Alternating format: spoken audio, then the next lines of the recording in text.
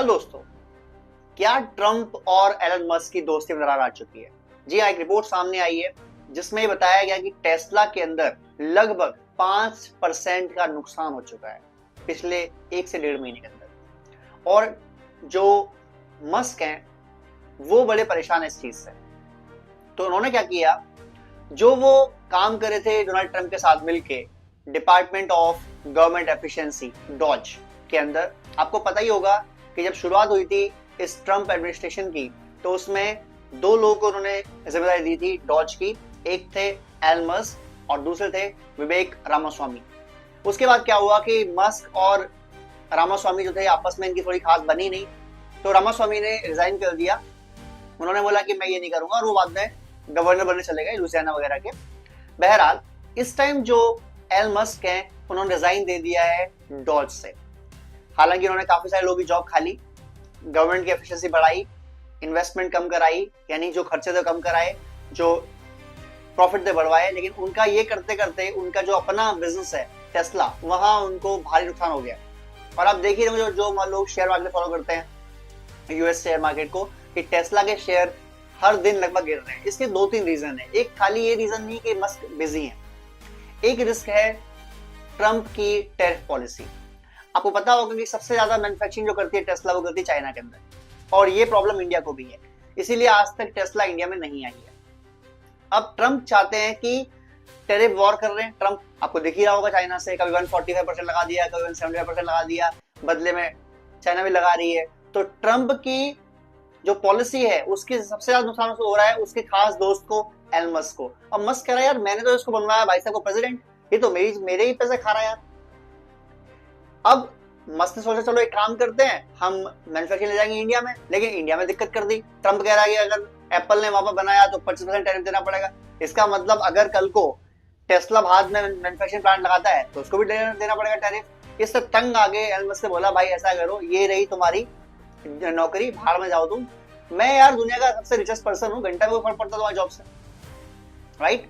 Dodge का मैं head हूँ ना हूँ, क्या फर्क पड़ता है? आई एम अ बिलियनर यार, एंड बिलियनर क्या, top most billionaire in the world. तो जॉब छोड़ दी भाई साहब ने, डॉज से रिजाइन दे दिया। अब ट्रंप के वो प्रेशर है कि वो जो टैरिफ वॉर कर रहा है, देखो चाइना से कर रहे हो समझ में आता है यार, तुम सबको लपेट रहे हो यार, बंदा ऑप्शन छोड़ो ना।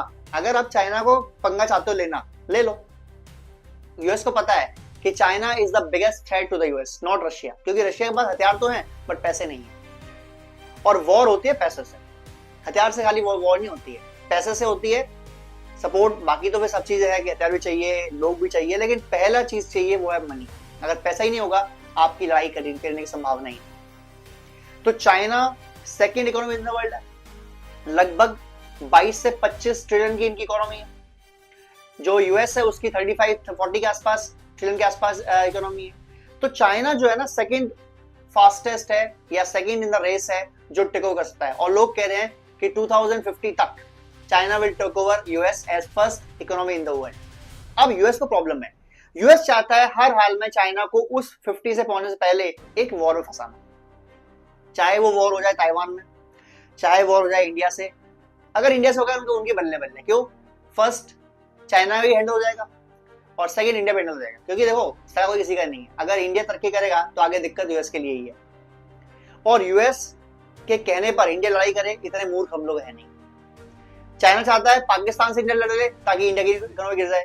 यानी अगर आपने वॉर किया और वो वॉर चल गया लगभग साल भर, लगभग 6 महीने, तो आपकी इकोनॉमी 5 साल पीछे चली जाती है सेम टाइम पर। और ये चाहती है चाइना इंडिया के लिए, ये चाहता है यूएस चाइना के लिए। तो यहाँ पर गेम चल रहा है। तो अगर यूएस को टेक ओवर करना है चाइना को, यार करिए, आप कुछ ना रोका आपको, बट अब सबको लपेटोगे ना तो फिर दिक्कत है आपके लिए। एक कहावत है, यूएस का दोस्त होना बहुत दुख की बात है, दुश्मन होना और भी दुख की बात है। यानी उनके साथ कोई सगा नहीं है, क्योंकि वो खुद सगे नहीं किसी के। अभी नाटो को बोल दे उन्होंने कि लड़ना है लड़ो, हम तो नहीं लड़ रहे आपके साथ मिलके। तो जो नाटो के साथ नहीं लड़ पा रहा, जहां नाटो वाले हर जगह साथ लड़ने के लिए, वो अफगानिस्तान लड़ने का आए, वो ईरान लड़ने आए, वो इराक लड़ने आए, वो कह रहे हैं कि आपको लड़ना है रशिया से लड़ लो, हम तो लड़ेंगे नहीं। ये ट्रंप की कहावत है। तो ट्रंप ऐसा कोई सगा नहीं जिसको ट्रंप ने ठगा नहीं। तो ट्रंप ऐसा महान आदमी है, वो रोज रात को भांग पी के उठता है और कहता है अरे this that that that that, ये नहीं करेंगे हम, बस खत्म बात, ऐसे नहीं चलेगा, अब ये इसको ऐसे कर देंगे। मोदी जी बहुत दिमाग वाले बंदे हो, तो वो जानते हैं कि ये दोस्त भी नहीं है, दुश्मन बनाने लायक भी नहीं है, तो दोनों में ठीक नहीं है। एवरेज रखो साले को, मेंटेन कर। इसीलिए सारी डील जो है वो रशिया से हो रही है और साइड से ट्रम्प को बोलते हैं नहीं नहीं हम आपसे भी कर रहे हैं, 2 डील उससे भी कर लेते हैं, जो पैसा तो हमारा है ही है, $2-3 बिलियन तू भी ले ले, खुश रह तू। एनीवेज, ये जो टेस्ला के मालिक एलन मस्क ने डॉज डिपार्टमेंट छोड़ा है, इससे आपको लगता है कि टेस्ला का प्रॉफिट बढ़ेगा, या इससे आपको लगता है कि ट्रम्प दबाव में आएगा और वो टैरिफ वॉर को थोड़ा कम करेगा? क्या आपकी राय है? प्लीज कमेंट कीजिए, शेयर कीजिए, सब्सक्राइब कीजिए। जय हिंद, जय भारत।